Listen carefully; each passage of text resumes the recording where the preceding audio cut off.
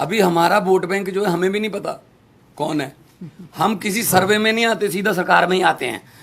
कोई नहीं मान रहा था कि 67 आ जाएंगी, कोई नहीं मान रहा था 63 आ जाएंगी, कोई नहीं मान रहा था 92 आ जाएंगी। कोई प्रचार करने भी नहीं जाता था, वोट मांगने भी नहीं जाते थे कांग्रेस वाले। इस बार भी नहीं आए। उनको लगता था जी तो हमारी सीट है पक्की है, लोगों को वोट देनी पड़ती है। लेकिन अब ऐसा नहीं है।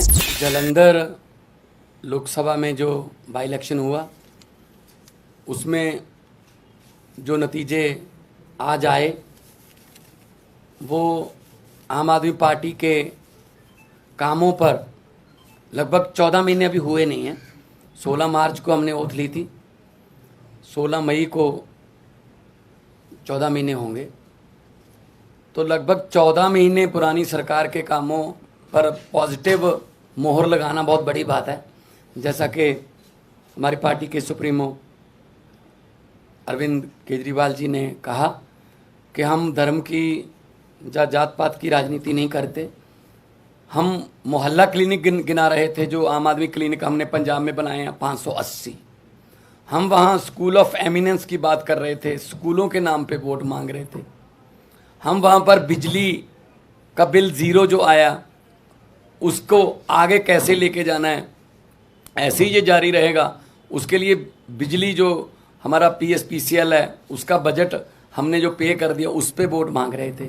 हम इंफ्रास्ट्रक्चर से जो है उसके नाम पर वोट मांग रहे थे। हम व्यापारियों से बात कर रहे थे, किसानों से बात कर रहे थे, मजदूरों से बात कर रहे थे, हर एक की भलाई की बात कर रहे थे। इसीलिए ये बहुत ही अच्छी बात है कि लोग पॉजिटिव राजनीति को पसंद करने लगे। ये शुरुआत दिल्ली से हुई थी, जब 28 सीटें आई थी, फिर उसके बाद 67 आई, 60 उस पर 63 आई। तो अरविंद केजरीवाल जी ने जो काफिला शुरू किया था रामलीला ग्राउंड से, वो आज एक नेशनल पार्टी के रूप में बहुत बड़ा बन गया है। 92 MLA हमारे पंजाब की विधानसभा में, 63 MLA हमारे दिल्ली की विधानसभा में, 5 MLA हमारे गुजरात की विधानसभा में, 2 MLA हमारे गोवा की विधानसभा में, 10 MP हमारे राज्यसभा में, और आज के बाद 1 MP हमारा लोकसभा में है। तो नेशनल पार्टी बनने के बाद कोई ऐसी संवैधानिक संस्था नहीं है जिसमें हमारा योगदान या हमारा हिस्सा ना हो।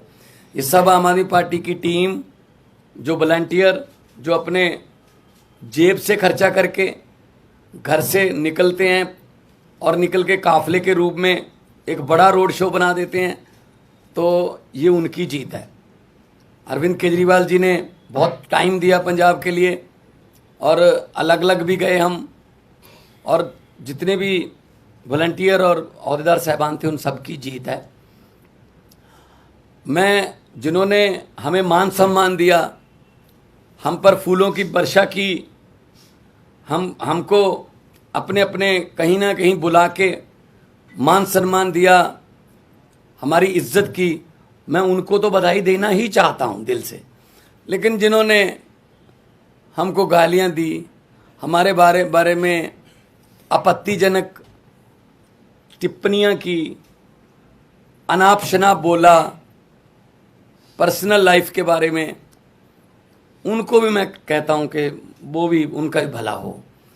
अब उनको शायद पता चल गया होगा कि ये बातें पुरानी हो चुकी हैं कि किसी पर कोई भी इल्ज़ाम लगा दो, ये हो गया वो हो गया।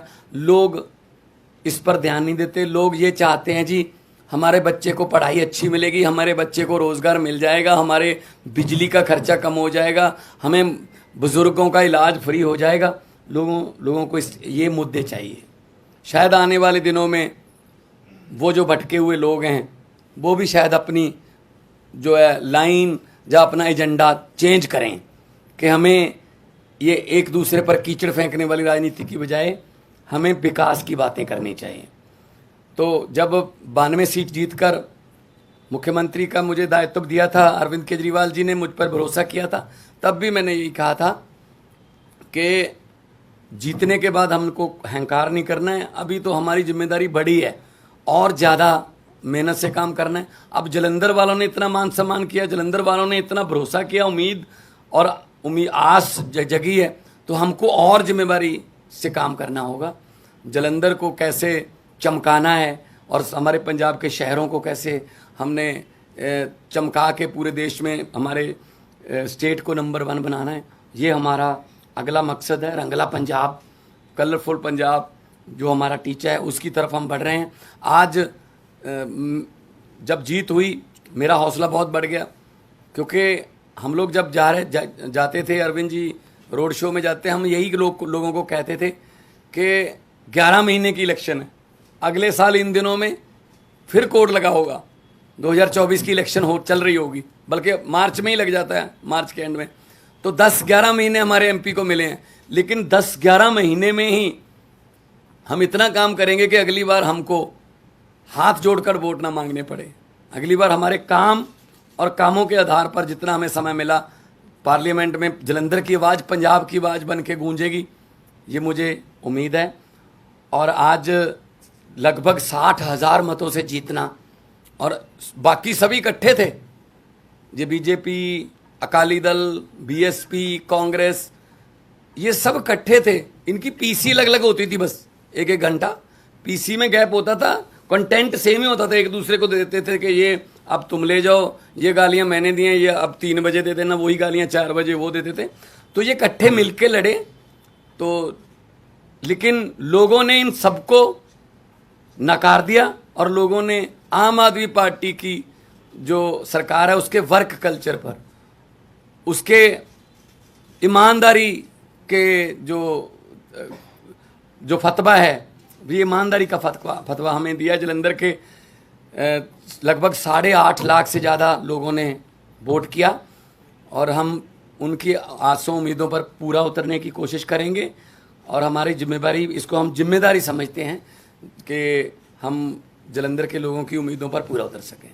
देखो, आम आदमी पार्टी है, अभी हमारा वोट बैंक जो है हमें भी नहीं पता कौन है। हम किसी सर्वे में नहीं आते, सीधा सरकार में ही आते हैं। कोई नहीं मान रहा था कि 67 आ जाएंगी, कोई नहीं मान रहा था 63 आ जाएंगी, कोई नहीं मान रहा था 92 आ जाएंगी। तो हर इलेक्शन का सिनेरियो अलग अलग होता है। तो संगरूर में जो लोगों ने फैसला किया वो भी हम सर माथे पे लिया। वहाँ क्या कमियां रहीं, क्या हम नहीं कर पाए, उनसे सीखा। तो आज हम उन कमियों को दूर करके जलंधर में कामयाब हैं। ये 2024 का आम आदमी पार्टी का ट्रेलर है पंजाब में।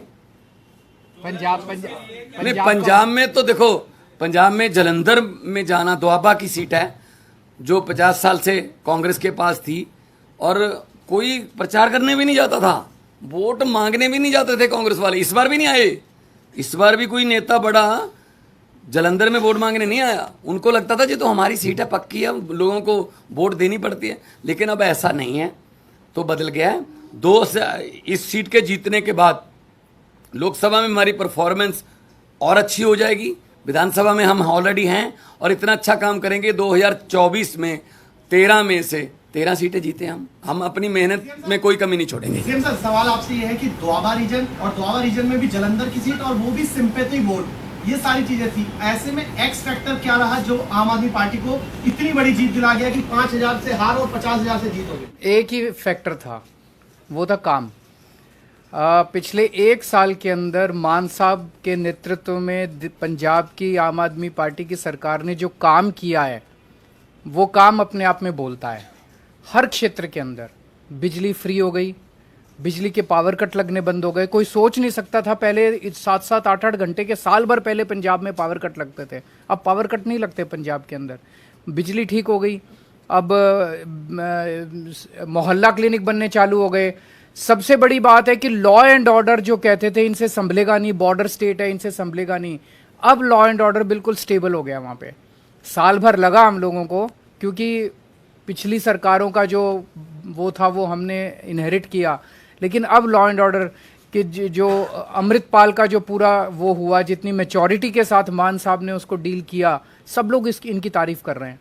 तो बहुत सारे काम 1 साल के अंदर जितने काम हुए, नौकरियां कितनी दी, 29,000 सरकारी नौकरियां दे दी। और आपको शायद ये नहीं पता, जान के ताज्जुब होगा, पिछले 1 साल से इन्होंने देश भर के अंदर घूम घूम के पंजाब के लिए 40,000 करोड़ का इन्वेस्टमेंट शुरू हो गया है। ये एमओयू साइन नहीं हुए, नॉर्मली तो एमओयू फर्जी साइन होते हैं। वहाँ पे भूमि पूजन चालू हो गया है, फैक्ट्रियों का लगने का, जमीनें खरीद ली गई हैं, नारियल फोड़ दिया गया है। तो 40,000 करोड़ की इंडस्ट्री लगने का इन्वेस्टमेंट ये लेके आए हैं, जिससे 2.5 लाख बच्चों को नौकरी मिलेंगी। तो जो वो काम है, काम बोलता है, वही एक्स फैक्टर है, वही वाई फैक्टर है, वही जेड फैक्टर है।